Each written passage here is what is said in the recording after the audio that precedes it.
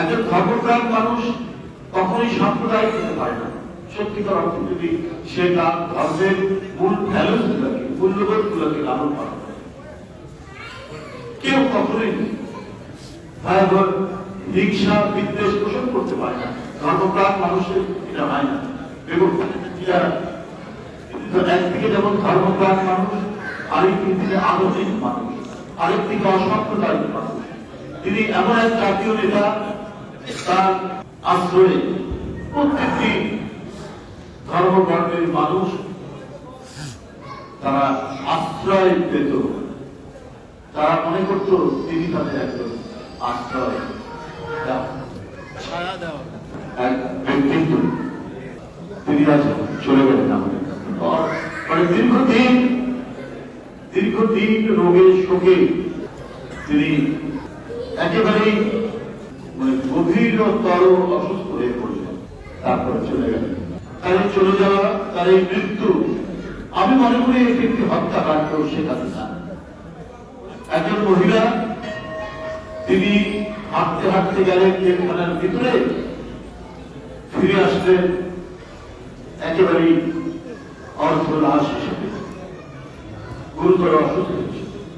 তার মানে জেলখানার ভিতরে তার ওষুধে, তার খাবারে নানাভাবে তার সাথে করা হয়েছে। তিনি যাতে ধীরে ধীরে ক্ষয়ে ক্ষয়ে তিনি নিঃশেষ হয়ে মৃত্যুর মধ্যে ধরে পড়েন, সেই ব্যবস্থাটাই সেদিন করা হয়েছে।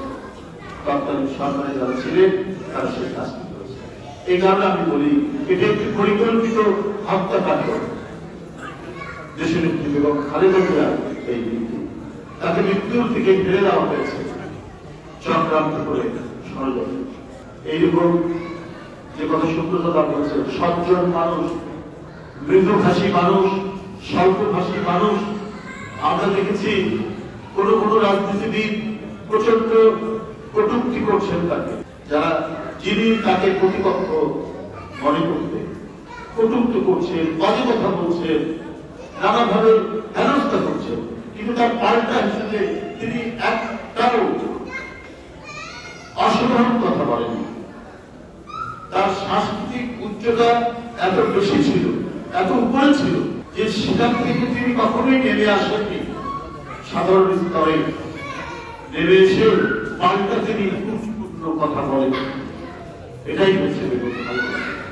সুতরাং তিনি যে দৃষ্টান্ত রেখে গেছেন, তিনি যে সততা, নিষ্ঠা এবং অঙ্গীকার, রাজনীতি মানে তো হচ্ছে এখনকার মানুষ মনে করে যে যে ব্যক্তিটি কথায় কথায় বরখেলাপ করে কথা, সেই বড় রাজনীতি।